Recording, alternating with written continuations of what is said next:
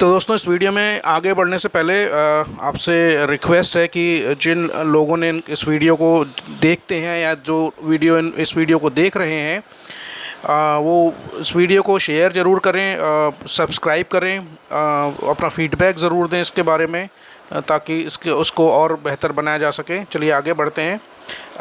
ये था 2004 TGT biology का क्वेश्चन पेपर। क्वेश्चन नंबर 54 में पूछा है कि the mammalian thymus is mainly concerned with, यानी कि मैमल्स में जो थाइमस ग्लैंड पाई जाती है उसका मुख्य कार्य क्या है। Regulation of body temperature, body के शरीर के तापमान को नियंत्रित करना है।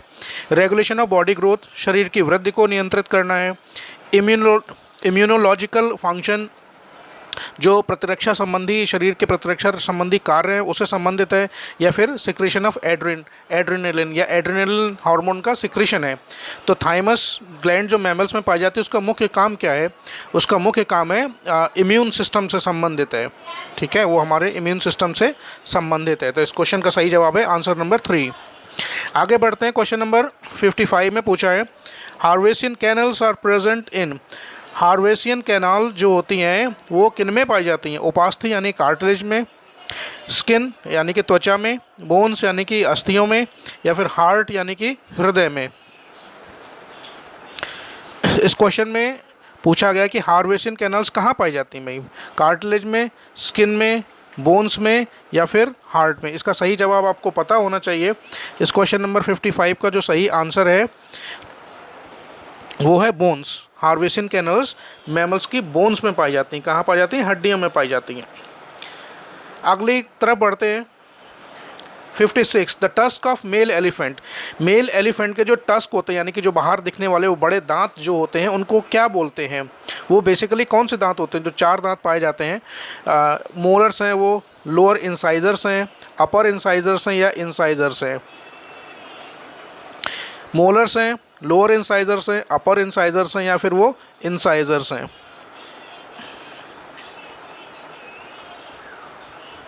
ठीक है, तो क्वेश्चन नंबर 56 में पूछा गया है। देखिए, हाथी में जो बड़े दांत जो बाहर निकले हुए होते हैं, जिसके बारे में कहावत भी बड़ा प्रचलित है कि हाथी के दांत खाने के और होते हैं और दिखाने के और होते हैं। तो जो आप ऊपर के जो 2 बड़े दांत निकले होते हैं वो बेसिकली अपर इंसाइजर्स होते हैं। ठीक है, वो अपर इंसाइजर दांत होते हैं, और इसीलिए एलिफेंट को हम टस्कर भी बोलते हैं। जिन नर हाथियों में दांत बड़े बड़े दांत, बहुत बड़े दांत पाए जाते हैं उसको टस्क बोलते हैं, और एलिफेंट को टस्कर भी बोलते हैं। ठीक है, तो ये चीज़ आप याद रखिएगा कि जो टस्क ऑफ मेल एलिफेंट है वो किसका मॉडिफिकेशन है? वो अपर इंसाइजर्स हैं, जो बाहर की तरफ ग्रोथ जिनकी होने लगती है। 57 यानी कि 57 में पूछा गया vitamin which is generally excreted in urine by human, वो कौन सा विटामिन है जो सामान्यतः यूरिन यानी कि जो पेशाब है उसमें निकल जाता है? विटामिन ए है, सी है, विटामिन के है, या फिर वो विटामिन डी है? देखिए, इन 4 विटामिन्स को अगर आप ध्यान से पढ़ें तो आपने विटामिन्स के बारे में पढ़ा होगा। कुछ विटामिन्स होते हैं जो फैट में घुलनशील होते हैं और कुछ पानी में घुलनशील होते हैं। इन चारों में से केवल विटामिन सी ही है जो पानी में घुलनशील है, पानी में घुल सकता है। तो जो चीज़ पानी में घुल सकती है वो यूरिन के द्वारा बाहर निकाली जा सकती है। तो विटामिन ए, डी, के, ये तीनों फैट में सोल्यूबल हैं, विटामिन सी पानी में सोल्यूबल है। तो इसका सही आंसर भी विटामिन सी ही है। तो कौन सा विटामिन यूरिन के द्वारा निकाला जा सकता है? Vitamin C. चलिए आगे बढ़ते हैं। अगले क्वेश्चन में पूछा गया the deficiency of vitamin B6 in man causes, मनुष्य में विटामिन 6 की कमी से कौन सा रोग होता है? हेमोरेज है, रिकेट्स है, एनीमिया है, या फिर वो ब्लैक टंग डिजीज़ है? हिंदी में रक्तस्राव होने लगता है, या फिर रिकेट्स की बीमारी है, अरक्तता है, ब्लड की कमी, खून में RBC की कमी होना है, या फिर काली जीभ रोग है? तो विटामिन B6 की कमी से जो रोग होता है वो होता है एनीमिया होता है। क्या होता है? एनीमिया होता है। ठीक है, तो जो परीक्षार्थी इस टीजीटी बायोलॉजी की तैयारी कर रहे हैं, उम्मीद है आप लोग सभी मेहनत से अपना परिश्रम कर रहे होंगे और इस परीक्षा में उत्तीर्ण होने के लिए सही दिशा में प्रयास कर रहे होंगे। तो उनको मेरा सुझाव ये भी है कि जो सारे जितने भी विटामिन हैं उनके बारे में पढ़ लीजिए, उनके नाम क्या होते हैं, ठीक है, उनमें उनके सोर्सेज क्या हैं, और उनका प्रभाव क्या होता है, यानी कि उनकी कमी से कौन कौन से रोग हो जाते हैं। साथ ही जितनी भी ग्लैंड्स हैं, एंडोक्राइन सिस्टम है हमारा, वो सारी ग्लैंड्स के नाम पढ़ लीजिए, ठीक है। वो कौन कौन से हार्मोन सिक्रीट करती हैं और उन हार्मोन्स का क्या प्रभाव होता है, उनका फंक्शन क्या है, उसको भी एक बार अच्छी तरीके से पढ़ लीजिएगा। अगला क्वेश्चन है the function of ductus choledochus is to carry. मूल पित्त वाहिनी का कार्य इसे ले जाने का है। देखिए इंग्लिश में हो सकता है कई बार क्वेश्चन समझ में नहीं आता है, तो उसको आप एक बार हिंदी में भी देख लें, तो हिंदी में पढ़ने से कई बार क्वेश्चन क्लियर हो जाता है, तो आंसर भी आपको कई बार उसका पता होता है। तो मूल पित्त वाहिनी जब इसमें नाम लिखा है, उसका कार्य क्या है?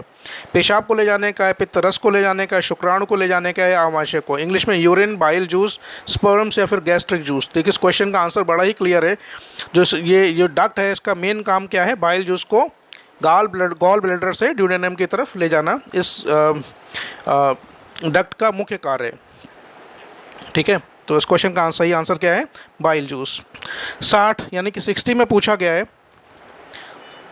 लैक्टील्स आर फाउंड इन। लैक्टील्स कहाँ पाए जाते हैं भाई? लिवर में, स्प्लीन में, विलाई में या फिर पैनक्रियाज में।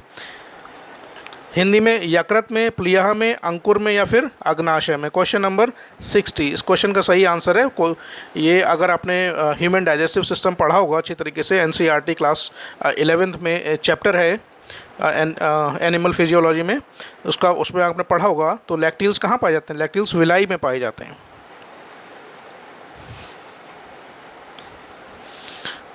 क्वेश्चन का सही आंसर क्या है? 3rd। नेक्स्ट इज 61 स्क्यूटेलम क्या है? पूछा गया कि स्क्यूटेलम क्या है। एक protective covering of the radical, एक रेडिकल के ऊपर एक प्रोटेक्टिव कवरिंग है, या फिर ये एंडोस्पर्म है, या फिर ये प्रोटेक्टिव कवरिंग प्लीम्यूल के ऊपर है, या फिर ये एक शील्ड शेप्ड कॉटिलेडन है। अगर आपने मोनोकॉट सीड्स का स्ट्रक्चर पढ़ा होगा और उसका डायग्राम देखा होगा तो आपको पता होगा ये स्क्यूटेलम बेसिकली एक शील्ड शेप कॉटिलेडन है। क्या है? एक शील्ड शेप्ड कॉटिलेडन है। तो क्वेश्चन नंबर 61 का सही आंसर क्या है? Answer 4, a shield shaped cotyledon, ठीक है। 62 यानी कि 62। If an endosperm of an angiosperm contains 24 chromosomes, the member, यहाँ पर नंबर होना चाहिए, the number of chromosomes in each cell of the root will be. देखिए एंजियोस्पर्म के एंडोस्पर्म में बताया गया कि 24 क्रोमोसोम है, तो उसके रूट की जो सेल्स है उसमें कितने क्रोमोसोम होंगे? देखिए आपने पढ़ा होगा कि एंजियोस्पर्म का जो एंडोस्पर्म है वो कैसा है? ट्रिप्लॉइड है, यानी कि 3n है, ठीक है।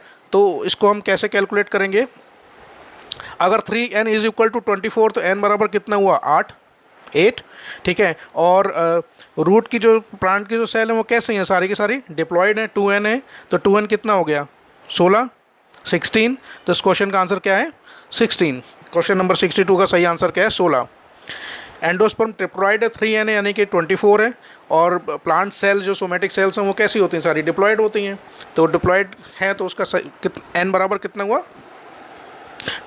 8 और 2n बराबर 16। 63 में पूछा गया है टीक वुड किससे पाई जाती है? Teak wood is obtained from, 4 नाम दिए गए हैं, इनमें से किस में पाई जाती है? ठीक है।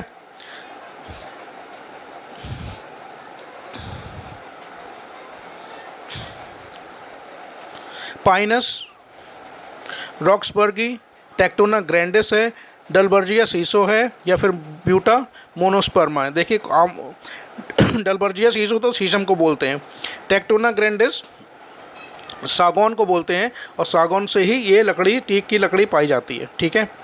पाइनस से तो नाम से क्लियर है, पाइनस तो इसका आंसर है नहीं है।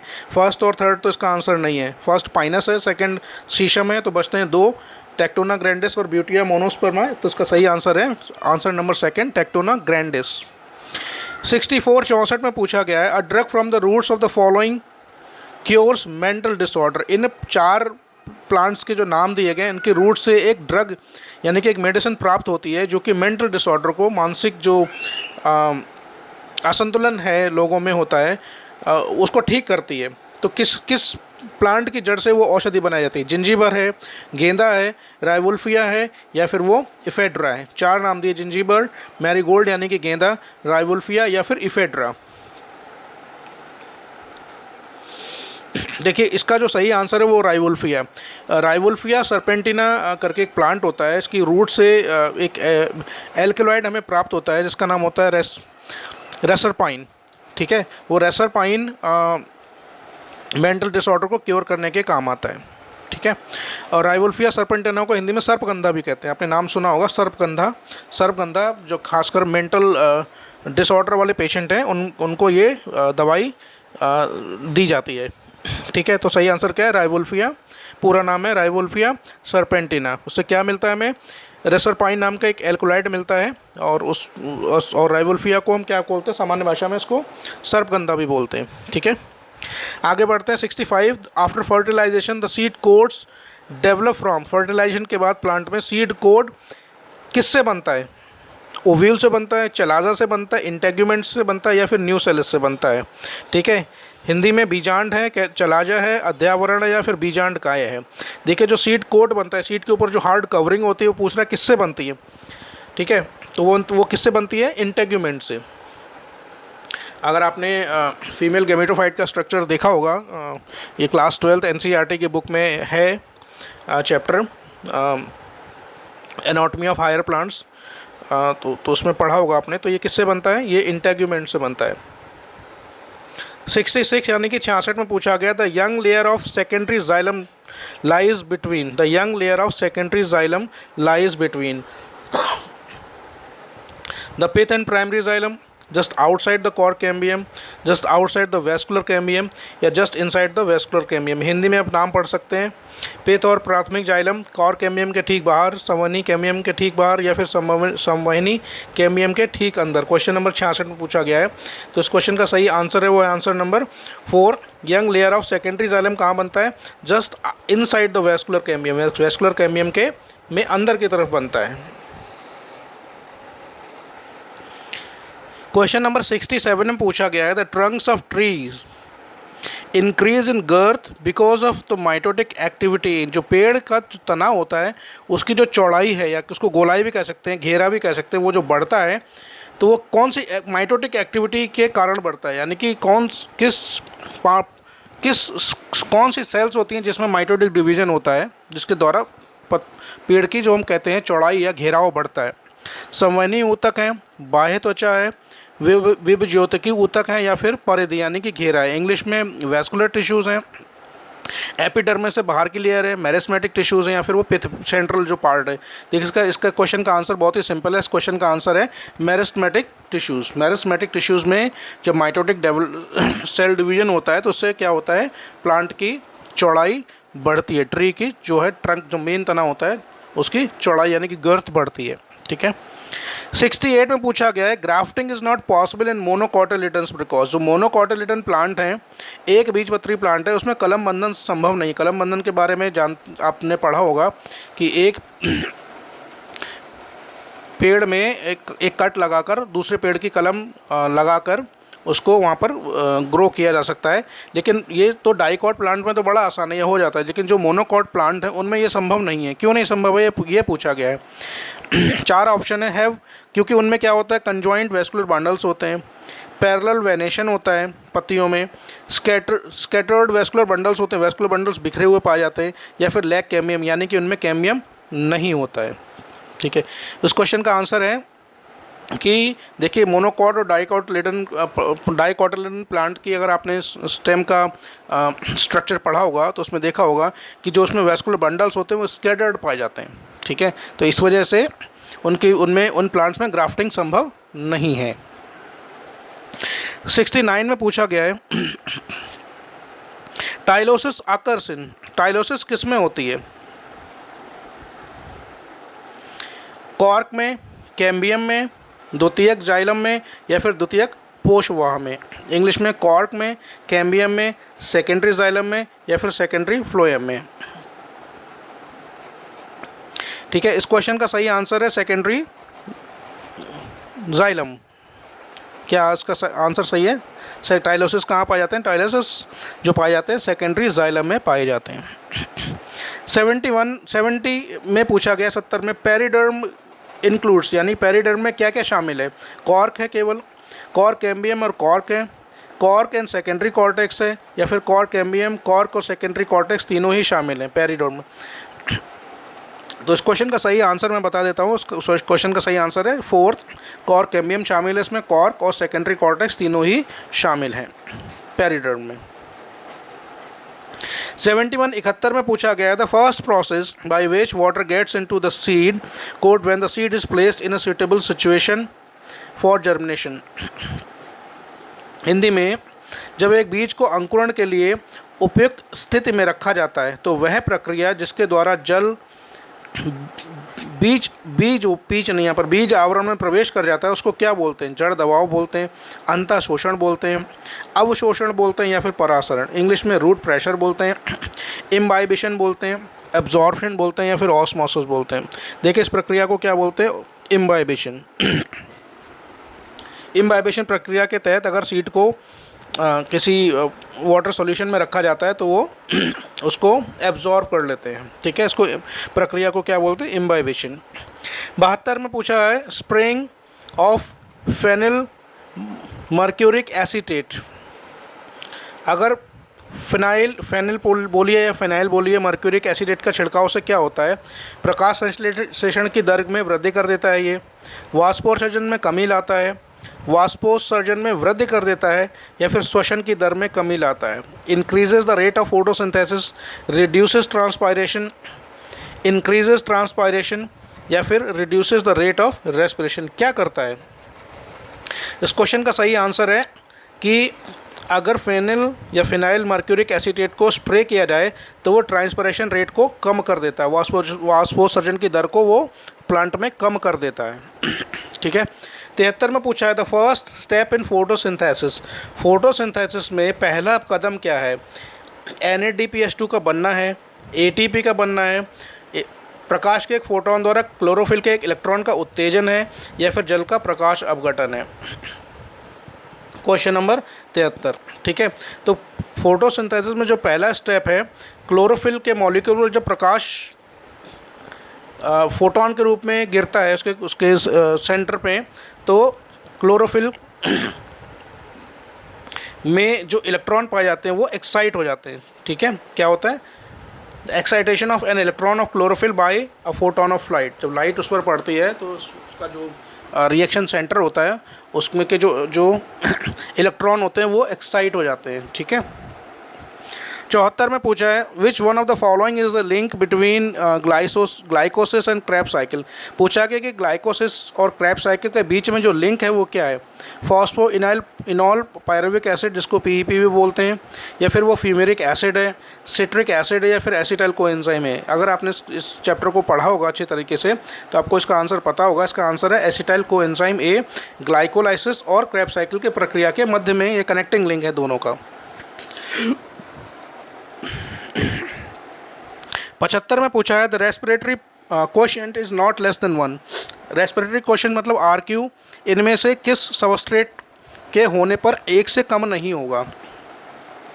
फैट में, कार्बोहाइड्रेट में, प्रोटीन में, या फिर ऑर्गेनिक एसिड में? इसका सीधा सीधा आंसर है, देखिए रेस्पिरेटरी क्वोशिएंट अगर कार्बोहाइड्रेट सबस्ट्रेट है तो 1 होता है, प्रोटीन है तो लगभग 0.8% होता है, फैट है तो 0.7% होता है, और ऑर्गेनिक एसिड अगर कोई सबस्ट्रेट है तो RQ 1 से ज़्यादा होता है। इसको याद कर लीजिए आप, ठीक है। ऑर्गेनिक एसिड में 1 से ज़्यादा होता है, कार्बोहाइड्रेट अगर सबस्ट्रेट है तो 1 होगा, प्रोटीन अगर सबस्ट्रेट है तो 0.8 के लगभग होगा, और अगर फैट है तो 0.7 के आसपास होगा, ठीक है। नेक्स्ट है nastic movement is not caused by. Nastic movement जो प्लांट में पाया जाता है वो का कारण, कौन सा कारण नहीं, किसकी वजह से वो नेस्टिक मूवमेंट नहीं होता है? रसायन यानी कि केमिकल, शर्करा यानी कि शुगर, तापक्रम यानी कि टेम्परेचर, प्रकाश यानी कि लाइट। 76 में पूछा गया है, ठीक है। तो नेस्टिक मूवमेंट देखिए शुगर की वजह से नहीं होता है, बाकी जो 3 फैक्टर दिए गए हैं, केमिकल की वजह से भी होता है, टेम्परेचर की वजह से भी होता है, और लाइट की वजह से भी होता है, लेकिन शुगर की वजह से नहीं होता है। नेक्स्ट है photo periodism is associated with the synthesis of.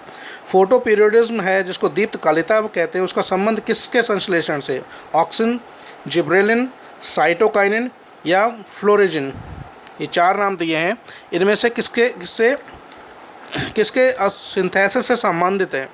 इसका सही आंसर है फ्लोरेजिन। क्या आंसर है इसका? 77 का जो सही आंसर है वो है फ्लोरेजिन।